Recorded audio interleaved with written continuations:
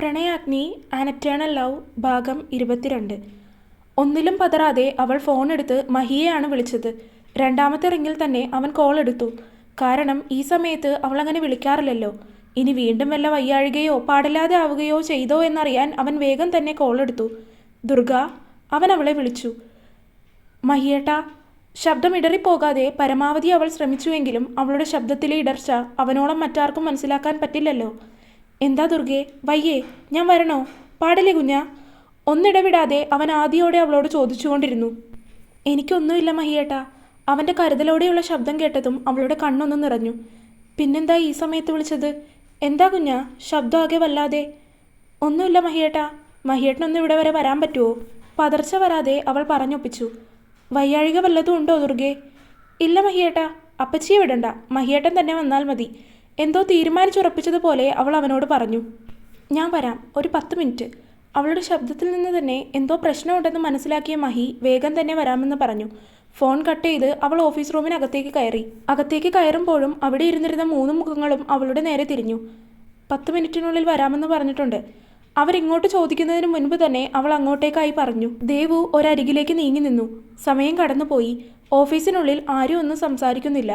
ദേവുവിന് എങ്ങനെയെങ്കിലും മഹിയൊന്ന് വന്നാൽ മതിയെന്ന് തോന്നിപ്പോയി. വല്ലാത്ത വീർപ്പുമുട്ടൽ തോന്നി അവൾക്ക്. 10 മിനിറ്റ് കഴിഞ്ഞതും ഇന്റർവെൽ ബെല്ലടിച്ചു.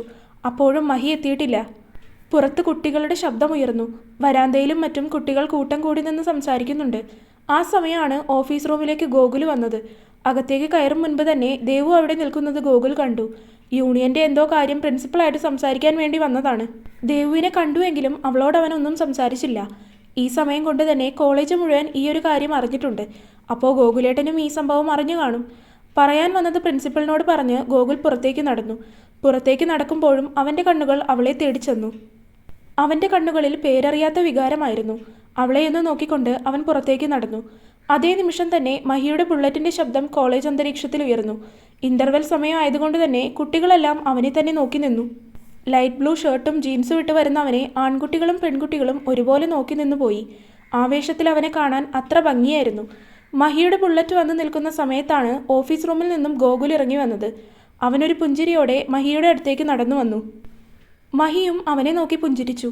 ഗോകുൽ അവനെ വന്നൊന്ന് പുണർന്നു. ദേവേട്ടൻ എന്താ ഇവിടെ? ഞാൻ വെറുതെ വന്നതാണ്, മഹി അങ്ങനെ പറഞ്ഞു. ആണോ? സാറിനെ കാണാനാണോ? അകത്തുണ്ട്. ആ ചെല്ലട്ടെ. നിന്നെ ആ വഴിക്കിപ്പോൾ കാണാനില്ലല്ലോ. ചെയർമാനായതിൻ്റെ തിരക്കാണോ? മഹി കളിയോടെ ചോദിച്ചു. ഇല്ല ദേവേട്ടാ, സമയം കിട്ടിയില്ല. പറ്റുന്നത് പോലെ വരാം. ശരിയെങ്കിൽ ഞാൻ സാറിനെ ഒന്ന് കാണട്ടെ. മഹിയുടെ വണ്ടി വന്ന് നിൽക്കുന്ന ശബ്ദം കേട്ടതും ഓഫീസിനുള്ളിൽ നിൽക്കുകയായിരുന്ന ദേവുവിൻ്റെ ചുണ്ടിൽ ഒരു പുഞ്ചിരി വിരിഞ്ഞു. ഗാർഡിയൻ വന്നിട്ടുണ്ട് സാർ, ദേവു പ്രിൻസിപ്പളിനോട് പറഞ്ഞു. അയാൾ പുറത്തേക്ക് പോയി വിളിച്ചുകൊണ്ട് വരാൻ കണ്ണു കാണിച്ചു. ദേവു പുറത്തേക്ക് ഇറങ്ങി നടന്നു. അവൾ പുറത്തേക്ക് വന്ന് നോക്കുമ്പോൾ കാണുന്നത് മഹി ഗോകുലായിട്ട് സംസാരിച്ച് നിൽക്കുന്നതാണ്. അവരുടെ സംസാരം കണ്ടിട്ട് കുറേ നാളായി പരിചയമുള്ളതുപോലെ തോന്നി ദേവുവിന്. ഗോകുലിനോട് പറഞ്ഞ് ഓഫീസിലേക്ക് നോക്കിയ മഹി കാണുന്നത് തന്നെ നോക്കി നിൽക്കുന്ന ദേവുവിനെയാണ്. അവളുടെ മുഖഭാവത്തിൽ നിന്ന് തന്നെ എന്തോ പ്രശ്നമുണ്ടെന്ന് മഹിക്ക് മനസ്സിലായി. എന്താ ദുർഗയെ വരാൻ പറഞ്ഞത്? അവളുടെ അടുത്തേക്ക് വന്നവൻ ചോദിച്ചു. വാ, പ്രിൻസിപ്പൾ വിളിച്ചിട്ടാണ്. അവനെ നോക്കാതെ പറഞ്ഞ് അവൾ ഓഫീസ് റൂമിലേക്ക് നടന്നു. അകത്തേക്ക് കയറാൻ അനുവാദം ചോദിച്ച് ഇരുവരും അകത്തേക്ക് കയറി. മഹിയെ കണ്ടതും പ്രിൻസിപ്പൾ ആശ്ചര്യത്തോടെ അവനെ നോക്കി. മഹാദേവൻ എന്താ ഇവിടെ? ഒരു പുഞ്ചിരിയോടെ അയാൾ അവനോട് ചോദിച്ചു. ദേവ് രണ്ടുപേരെയും മാറി മാറി നോക്കുന്നുണ്ട്. കാരണമുണ്ടെങ്കിൽ മാത്രം വരാൻ പാടുള്ളൂ എന്നുണ്ടോ? അവനും ചിരിയോടെ തിരികെ ചോദിച്ചു. ഓ ഇല്ല ഇല്ല, താൻ ഇരിക്ക്. കസേരയിലേക്ക് ചൂണ്ടി പ്രിൻസിപ്പൾ അവനോട് പറഞ്ഞു. പ്രിൻസിപ്പളും ഒരു ചിരിയോടെ അവനോട് സംസാരിച്ചു. എൻ്റെ സ്റ്റുഡൻ്റാണ് മഹാദേവൻ, റാങ്ക് ഹോൾഡറാണ്. പ്രിൻസിപ്പൾ അവനെ നോക്കി അഭിമാനത്തോടെ ബാക്കിയുള്ളവരോടായി പറഞ്ഞു. വീണ്ടും മഹാദേവനെ പറ്റി പ്രിൻസിപ്പൾ ദേവുവിൻ്റെ ക്ലാസ് ടീച്ചറിനോടും ആൽബിൻ സാറിനോടും പറഞ്ഞുകൊണ്ടേയിരുന്നു. പണ്ടത്തെ വിശേഷങ്ങളൊക്കെ പറഞ്ഞിരുന്നപ്പോൾ ദേവുവിൻ്റെ കാര്യം മറന്നുപോയി. ദേവു ആണെങ്കിൽ ഞാൻ പുറമ്പോക്കാണോ എന്ന മട്ടിൽ നിൽക്കുന്നുണ്ട്. എന്തോ പറഞ്ഞ് ചിരിച്ചുകൊണ്ട് പ്രിൻസിപ്പൾ ദേവുവിൻ്റെ മുഖത്തേക്കാണ് നോക്കിയത്. അപ്പോഴാണ് ദേവു അവിടെ നിൽക്കുന്ന കാര്യം അയാൾ ഓർത്തത്. അല്ല, ദേവദുർഗയുടെ ഗാർഡിയൻ ഇതുവരെ വന്നില്ലല്ലോ? ഗൗരവത്തോടെ അയാൾ അവളോട് ചോദിച്ചു. ഇതാണ് എൻ്റെ ഗാർഡിയൻ, മഹിയെ ചൂണ്ടി ദേവു പറഞ്ഞു. ഇതോ? തൻ്റെ അപ്പച്ചിയല്ലേ ഗാർഡിയൻ? അത് ചോദിച്ചത് ദേവുവിൻ്റെ ക്ലാസ് ടീച്ചറാണ്. കാരണം അവർക്കറിയാമല്ലോ അപ്പച്ചിയാണ് വരുന്നതെന്ന്. ഞാൻ ദേവദുർഗയുടെ സെക്കൻഡ് ഗാർഡിയനാണ്. അപ്പച്ചിയുടെ മകനാണ് ഞാൻ.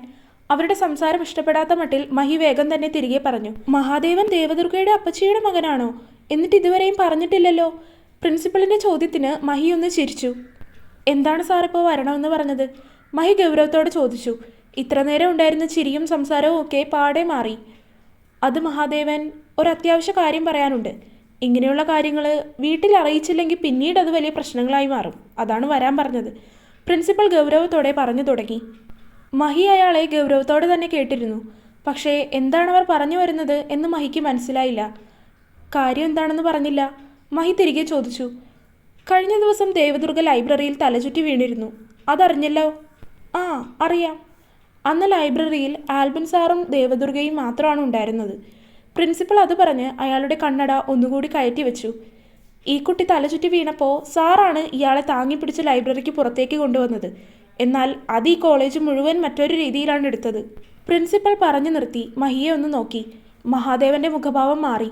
അവനിൽ ദേഷ്യം നിറഞ്ഞു. മുഖം ചുവന്നു. ശരിക്കുള്ള അമ്പാട്ട് മഹാദേവനായി. ദേവു ഇതൊക്കെ കാണുന്നുണ്ടെങ്കിലും ഒന്നും പറയാൻ പോയില്ല.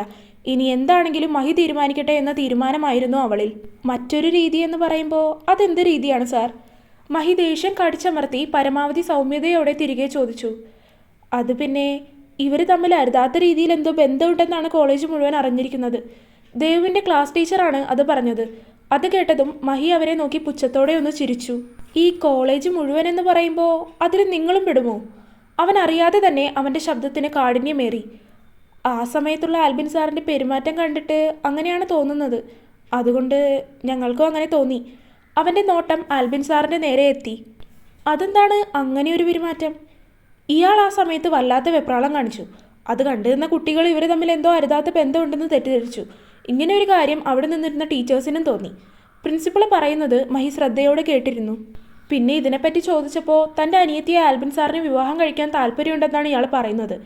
അങ്ങനെ ഒരു ഇഷ്ടം മനസ്സിലുള്ളത് കൊണ്ടാണ് ആൽബിൻ സാർ ആ രീതിയിൽ പെരുമാറിയതെന്നാണ് ഇപ്പോൾ ചോദിച്ചപ്പോൾ സാറ് പറഞ്ഞത്. അത് കേട്ടതും മഹിയുടെ കൈമുഷ്ടി ഒന്ന് ചുരുണ്ടു. ദേഷ്യത്തോടെ അവൻ ആൽബിൻ സാറിനെ തിരിഞ്ഞു നോക്കി. മഹിയുടെ നോട്ടം കണ്ടതും ആൽബിൻ സാർ പതർച്ചയോടെ നോട്ടം മാറ്റി കളഞ്ഞു. അങ്ങനെ ഒരു ഇഷ്ടം ഈ കുട്ടിക്കുണ്ടോ ഇല്ലയോ എന്ന് ഈ കുട്ടി പറഞ്ഞിട്ടില്ല. ഇങ്ങനൊരു വിഷയമുള്ളപ്പോൾ അത് വീട്ടിലുള്ളവരുമായിട്ട് കമ്മ്യൂണിക്കേറ്റ് ചെയ്യണമെന്ന് തോന്നിയത് കൊണ്ടാണ് ഇപ്പോൾ വിളിപ്പിച്ചത്.